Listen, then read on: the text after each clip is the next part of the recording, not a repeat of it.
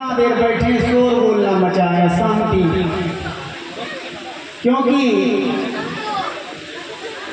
शोर बोल हल्ला करने से क्या होता है जानते हैं? आप लोग अगले वर्ष भी कथा श्रवण किए कि नहीं?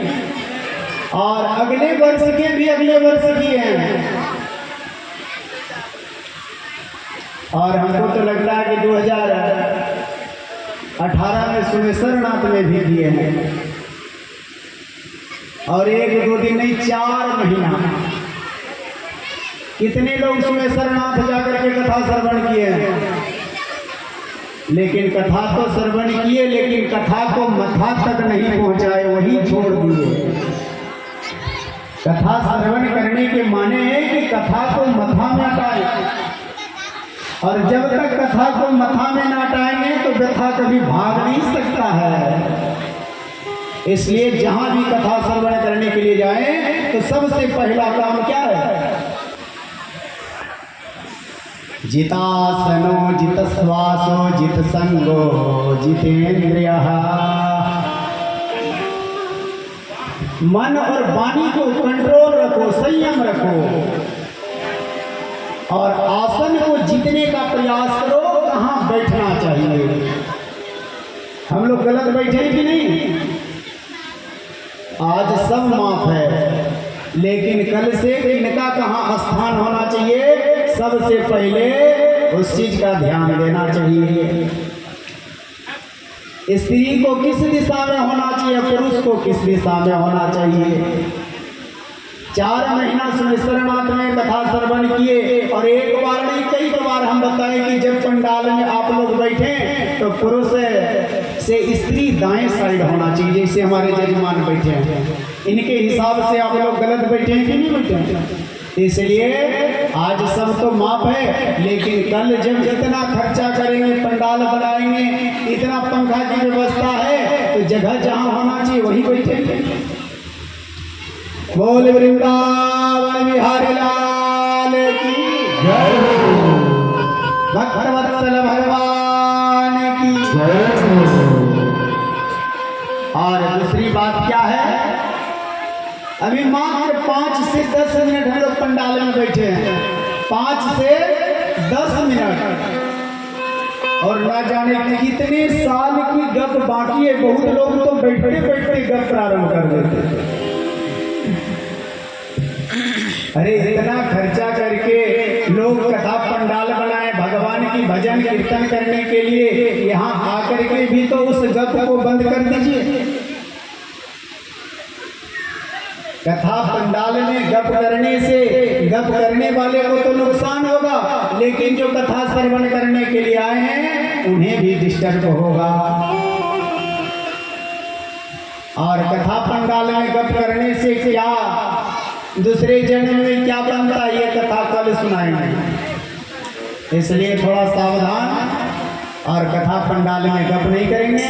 तो आइए हम सब भागवत की कथा श्रवण करेंगे। बोल वृंदावन बिहारी लाल की जय हो, लक्ष्मी नारायण भगवान की जय हो, भक्तवत्सल भगवान की जय हो। सच्चिदानंद रूपाय विश्वोत्पत्त्यादि हेतवे तापत्रे विनाशाय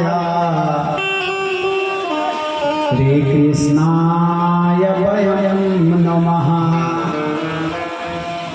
प्रातः काल में जब हम सब कथा श्रवण किए तो भागवत की विशेष महिमा का श्रवण किया। सुखदेव जी ने राजा परीक्षित से कहा कि हे राजन, तुम ध्यान पूर्वक कथा श्रवण करो। भागवत की कथा की श्रोता कौन है और वक्ता कौन है? श्रोता है राजा परीक्षित और वक्ता है सुखदेव जी महाराज। 7 दिन की कथा आप श्रवण कर रहे हैं, तो शायद एक आध दिन ये भी हम पूछ सकते हैं कि आप भागवत महापुराण की कथा श्रवण कर रहे हैं, तो भागवत महापुराण की श्रोता कौन है? और वक्ता कौन है? तो वक्ता सुखदेव जी महाराज हैं और श्रोता राजा परीक्षित हैं। राजा परीक्षित ने कहा कि भगवान की रूप क्या है, शील स्वभाव गुण क्या है, वही बताया। सचितानंद रूपाया विश्वोत्पत्त्यादि हेतवे तापत्रय विनाशाय श्री कृष्णाय वयम् नमः। भगवान कैसे हैं? सत्य हैं, चित्त हैं और आनंद हैं।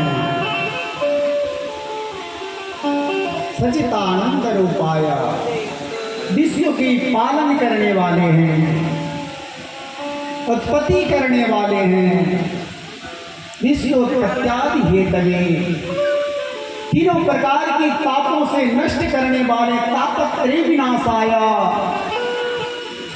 उन परमात्मा को श्री कृष्णाय वयम् नमः हम लोग हाथ जोड़ करके बार बार प्रार्थना करते हैं, वंदन करते हैं, स्तुति करते हैं।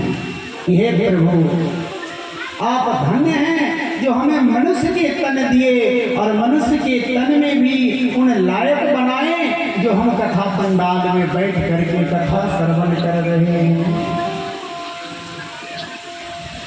श्री कृष्णाय वयम् नमः।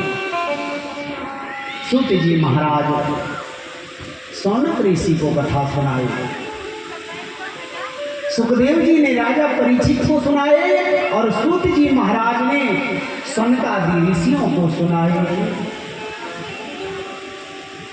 सनकादि ऋषियों ने सूत जी से कहा, अज्ञान ध्वंस विध्वंसा कोटि सूर्य समप्रभा सुतख्या ही कथा सारा मम कर्ण हरसायनः। सनकादि ऋषियों ने कहा सूत जी से, महाराज हम अज्ञानी हैं, कुछ जानते नहीं हैं। मम कर्ण रसायन, मेरे कान में कुछ समझ नहीं आ रहा है। ताकि आपके अंदर एक दो नहीं, तब कोटि सूर्य समप्रभः, 1 करोड़ सूर्य ज्ञान रूपी सूर्य आपके अंदर हैं। 1 करोड़ कोटि सूर्य समप्रभः सुतख्या ही कथा सारम, उस कथा की सार जो है आप एक थोड़ा सा हमें दे दीजिए। मम कर्ण रसायन, मेरे कान में वो कथा का रस चल जाए तो जीवन उद्धार हो जाएगा। किसने कहा? सनकादि ऋषियों ने सूत जी महाराज से कहा। सूत जी ने कहा कि सनकादि ऋषियों से कहा, चिंता मणिर्लोक शोका श्रोद्रुगः सुरग संपदा परीक्षतिर् गुरुर्प्रेतो वैकुंठ योगी दुर्लभम्। बड़े बड़े ऋषि महर्षि मुनीषि ज्ञानी और भगवान जब जाते हैं, बड़े बड़े देवता देवी भी इस भूमि पर आने के लिए तरसते हैं। ये भूमि जो है ये मृत्युलोक है। मनुष्य धर्म इसी भूमि पर कर सकता है। यहाँ से जाने के बाद कोई धर्म करने की बात नहीं होगा। ताकि जो आपने धर्म करके रखे हैं उसी को नष्ट करना पड़ेगा स्वर्ग में जाने के बाद। इसे जितना बने उतना धर्म कर लेना चाहिए। सूत जी महाराज से हाथ जोड़ करके कहा कि कलिकाल आने वाला है, लोग धर्म कहाँ से करेगा, कली का प्रकोप हो जाएगा। सूत जी ने कहा कि उसका भी काट है। कहा क्या? काल व्याल मुखग्रासा, काल रूपी सर्प जो है उसके ग्रास बनने से यदि आपको बचना है तो काल व्यालम खग्रासम त्रासम निर्नाश हेतवे श्रीमद्भागवतम शास्त्रम कलौ केशवभाषितम्।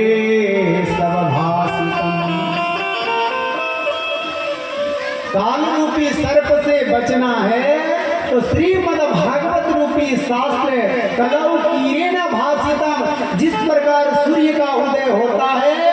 सारे अंधकारे छट जाते हैं, कोहरा हट जाते हैं। उसी प्रकार भागवत रूपी किरण जब आपके ऊपर पड़ेगा तो सारे याधि व्याधि काल रूपी सर्प भी नष्ट हो जाएगा और मनुष्य तन उद्धार हो जाएगा।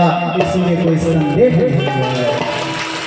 इसलिए इस कलिकाल में भागवत रूपी शास्त्र का खूब अध्ययन करना चाहिए, खूब श्रवण करना चाहिए। जहां समय मिले बार बार मुँह रहो रसिका भूमि भावों का।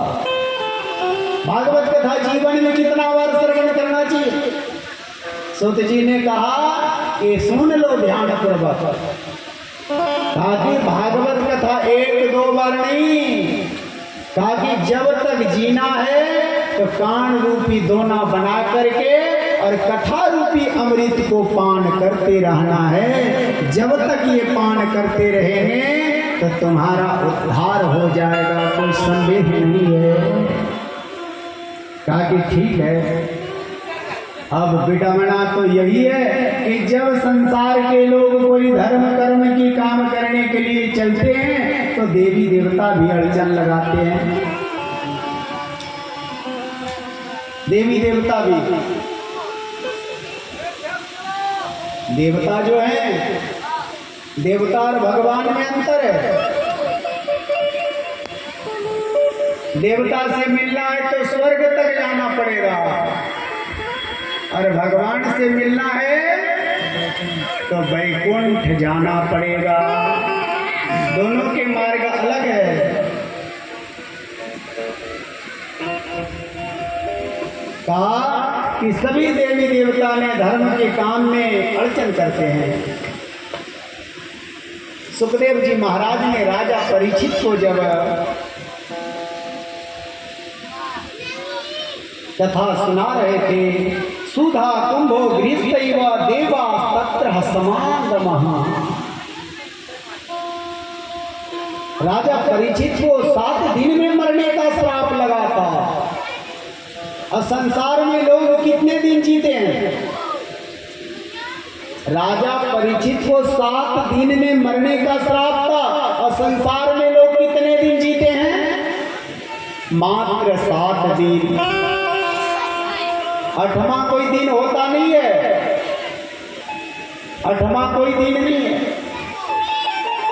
रविवार, सोमवार, मंगलवार, बुधवार, गुरुवार, शुक्रवार और शनिवार, इसी 7 दिन में संसार के सब प्राणी को मरना है। जिस प्रकार राजा परीक्षित 7 ही दिन में शरीर का परित्याग कर दिया था, उसी 7 दिन में संसार के हर प्राणी को जाना है। कोई सोमवार को जाए, कोई मंगलवार को जाए, कोई बुधवार को जाए, कोई गुरुवार को जाए, शुक्रवार को जाए, इसी 7 दिन में सबको जाना है। आया है सो जाएगा, राजा रंग फकीर, कोई सिंहासन चढ़ चला और कोई बंधा जंजीर। जाना तो सबको पड़ेगा भैया। कोई सिंहासन पर बैठ करके जाएगा और कोई जंजीर से बांध करके खींचता हुआ जब मुकद्दर पीठ पर लगाएगा तो याद पड़ेगा कि समय था तो पंडाल में भी जाकर के गप करते थे। इसलिए धर्म कर्म के काम में थोड़ा सावधान।